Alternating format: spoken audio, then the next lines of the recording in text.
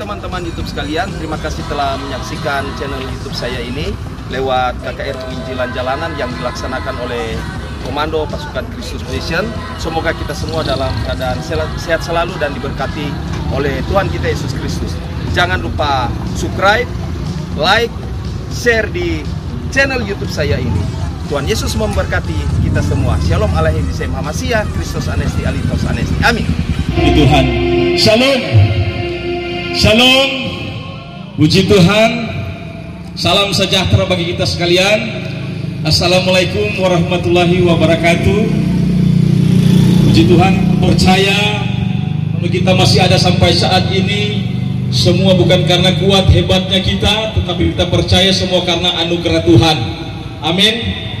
Kalau kita melihat pembicara hamba Tuhan yang tadi dari Bapak Pastor sebagai ketua koordinator pasar, saya kutip kata-katanya bahwa hidup ini adalah anugerah. Amin. Hidup ini adalah suatu kesempatan. Orang tidak tahu apa yang akan terjadi pada hari esok. Bahkan 1 jam ke depan pun orang tidak tahu. Untuk itu ketika Tuhan masih memberikan kekuatan, kesehatan, napas kehidupan kepada kita semua, biarlah kita terus menyenangkan Tuhan lewat kehidupan kita setiap hari. Amin. Puji Tuhan, kalau kita melihat bahwa hari-hari ini adalah penggenapan firman Tuhan. Kemarin kita melihat bahwa Gunung Ruang di Tagulandang itu meletus dan dampaknya sampai ke tempat ini, ke Manado, Sulawesi Utara ini. Bahkan kita melihat peperangan ini terjadi juga, Iran mulai menyerang Israel. Tetapi sebagai orang percaya, kita percaya ini adalah suatu penggenapan firman Tuhan, ya. Suatu penggenapan firman Tuhan. Untuk itu firman berkata, berjaga-jaga dan berdoa. Berjaga-jagalah dan berdoa. Apa yang harus kita jaga adalah kehidupan kita setiap hari, selalu terus menyenangkan Tuhan lewat kehidupan kita yang berkenan di hadapan Tuhan, menjadi pelaku-pelaku firman, menjadi surat yang terbuka agar senantiasa semua orang bisa melihat kehidupan kita ada kemuliaan Tuhan. Amin. Dan berdoa artinya membangun terus hubungan intim dengan Tuhan. Kita percaya walaupun penggenapan firman Tuhan, kita percaya kita dalam perlindungan Tuhan. Amin.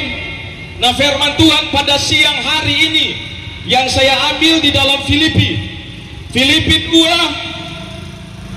ayat yang ke-12 berbicara mengenai teruslah kerja keselamatanmu. Ayat 12, hai saudara-saudaraku yang kekasih, kamu senantiasa taat, karena itu tetaplah kerjakanlah keselamatanmu dengan takut dan gentar, bukan saja seperti waktu aku masih hadir, tetapi terlebih pula sekarang waktu aku tidak hadir.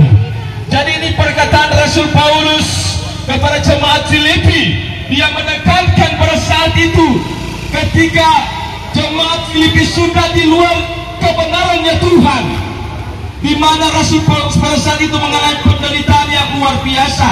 Rasul Paulus ditangkap, dimasukkan dalam penjara, dianiaya, disiksa, bahkan kepalanya dipenggal oleh Kaisar Nero pada saat itu. Nah, itulah Rasul Paulus menekankan kepada jemaat di Filipi agar senantiasa teruslah taat kepada Tuhan di dalam kebenarannya, teruslah mengerjakan keselamatan itu dengan takut dan gentar. Ditujukan bukan cuma jemaat Filipi, tetapi semua orang-orang yang percaya kepada Tuhan yang ada di seluruh penjuru bumi. Amin. Untuk itu sebagai anak-anak Tuhan, sebagai orang yang percaya, biarlah terus kita taat kepada Tuhan dalam segala hal di dalam kehidupan kita, jadi pelaku-pelaku firman. Tuhan bilang kerjakanlah keselamatanmu terus dengan takut dan gentar di dalam Tuhan. Kalau kita melihat berbicara mengenai ketaatan ini, ada beberapa hal. Ketaatan ini yang Rasul Paulus katakan bahwa ketaatan ini berbicara mengenai takut akan Tuhan, dasar dari segala-galanya. Berapa luas 1 kilo? Ketaatan berbicara mengenai bagaimana kita mengasihi Tuhan, bagaimana kita mencintai Tuhan lewat kehidupan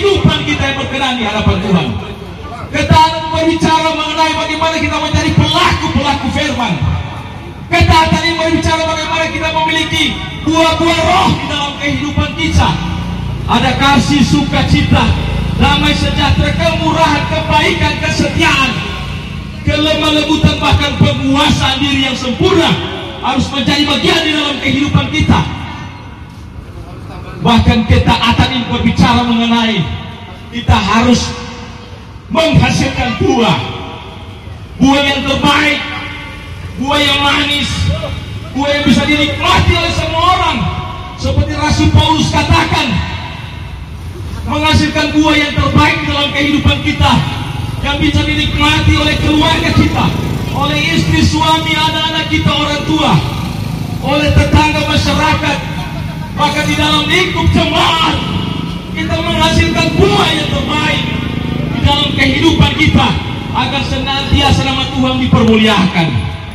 Bahkan Rasul Paulus mengatakan ketaatan berbicara bagaimana kita boleh menjadi surat yang terbuka, yang bisa dibaca oleh semua orang, yang bisa dibaca oleh semua orang dalam kehidupan kita setiap hari, yang menghasilkan buah yang terbaik, agar senantiasa nama Tuhan dipermuliakan lewat kehidupan kita. Amin. Nah, ini yang Tuhan mau di dalam kehidupan kita. Seperti kita melihat di dalam Kejadian 39, bagaimana seorang Yusuf, seorang anak muda yang memiliki dasar yang kuat di dalam Tuhan, yang memiliki pengendalian diri, yang memiliki penguasaan diri yang sempurna di dalam kehidupannya. Kalau pikir dia sangat mudah, tetapi dia sungguh-sungguh mencintai Tuhan.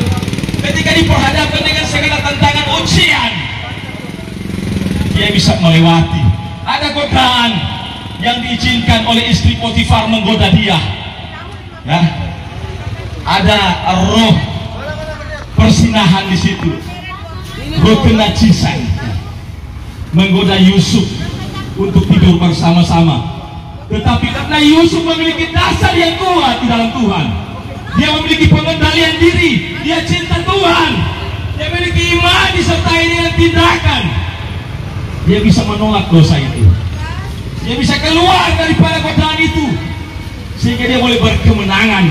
Sehingga walaupun dia di penjara, dia mendapat berkat yang luar biasa, dipercayakan menjadi orang yang nomor 2 di kerajaan Mesir. Amin. Ini yang Tuhan mau di dalam kehidupan kita sebagai orang percaya.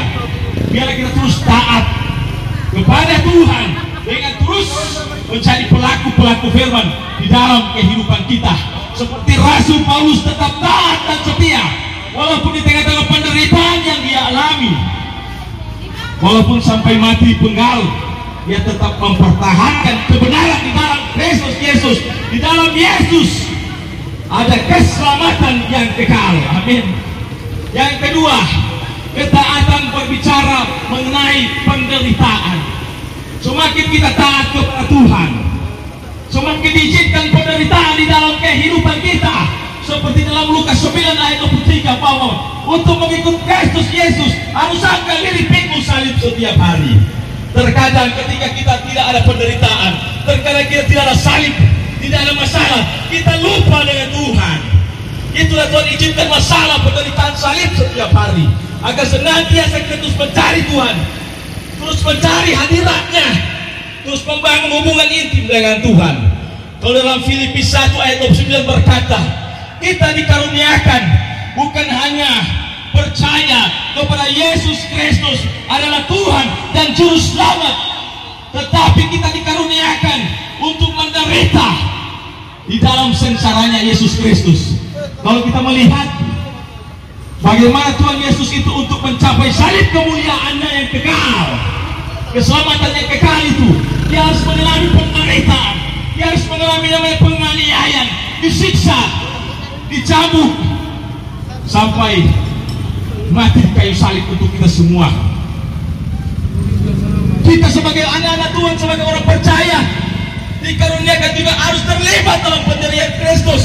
Ketika kita ingin mendapatkan keselamatan yang Tuhan tawarkan dalam kehidupan kita, kita harus mengalami namanya penderitaan yang Kristus Yesus telah lakukan, yang Kristus telah alami.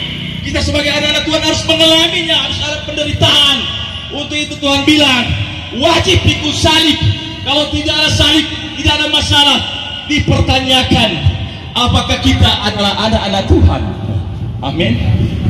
Karena untuk mengikut Tuhan, ketaatan itu bagian daripada penderitaan di dalam Kristus Yesus.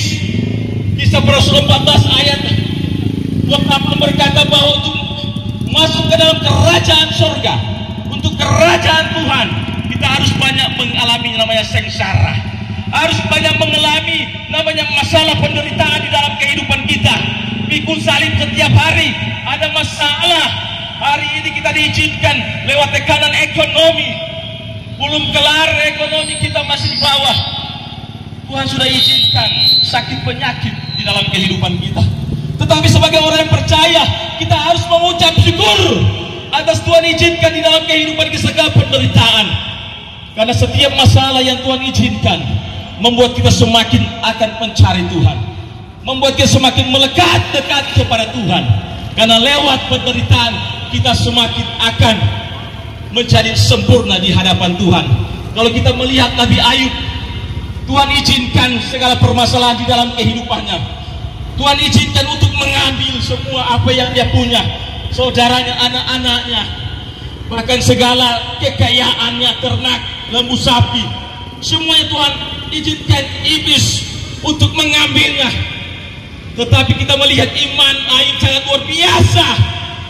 Dia tidak pernah menyalahkan Tuhan, tetapi dia tetap mengucap syukur apa yang dibuat Tuhan itu baik adanya. Dan kita melihat Ayub diberkati oleh Tuhan sangat luar biasa.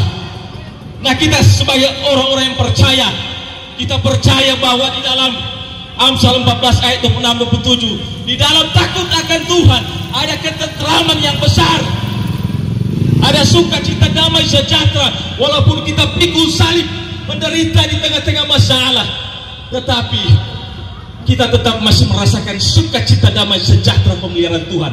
Kenapa? Karena kita di dalam Tuhan.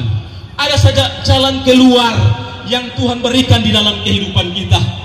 Ada saja pemeliharaan Tuhan, perlindungan Tuhan di dalam kehidupan kita. Seakan tidak mampu untuk menghadapi setiap masalah. Tetapi ketika kita selalu mau mengangkat tangan, kita mau berlutut di hadapan Tuhan, kita percaya ada pertolongan Tuhan, ada pertolongan, janji-janji Tuhan, berkat Tuhan di dalam kehidupan kita, asalkan kita mau dekat, selalu melekat kepada Tuhan. Amin. Inilah berbicara ketaatan, bagian daripada penderitaan. Tetapi penderitaan membawa pada keselamatan yang kekal di dalam kehidupan kita. Amin. Yang ketiga, ketaatan berbicara mengenai berkat Tuhan. Semakin kita taat kepada Tuhan, ada berkat-berkat yang Tuhan sediakan di dalam kehidupan kita tanpa kita pikirkan. Amin. Tuhan sediakan berkat-berkat di dalam kehidupan kita. Kalau dalam Ulangan 28 ayat 2 berkata, segala berkat Tuhan berikan, kekuatan, kesehatan, umur panjang. Tuhan memberikan, mengangkat menjadi kepala bukan ekor. Kita semakin naik bukan turun, asalkan kita tidak menyimpang ke kiri dan ke kanan. Berkat jasmani, bahkan berkat rohani. Di dalam Wahyu 2 berkata bahwa ketika kita taat dan setia kepada Tuhan, ada mahkota kehidupan yang Tuhan berikan di dalam kerajaan surga. Amin. Kalau Matius 6 ayat 33 berkata, carilah Tuhan dan kebenarannya, maka semuanya itu akan ditambahkan kepada kita. Carilah Tuhan selagi dia masih ditemui, carilah Tuhan dan kebenarannya. Sungguh-sungguh cinta Tuhan lewat kehidupan kita yang berkenan, menjadi pelaku-pelaku firman. Ada buah roh di dalamnya, menjadi pelaku-pelaku firman, menjadi surat yang terbuka. Maka kita percaya apa yang menjadi kebutuhan kita, apa yang menjadi keperluan kita, Tuhan akan tambahkan di dalam kehidupan kita. Amin. Tetap kerjakan keselamatan itu dengan takut dan gentar di dalam Tuhan. Haleluya, puji Tuhan. Shalom.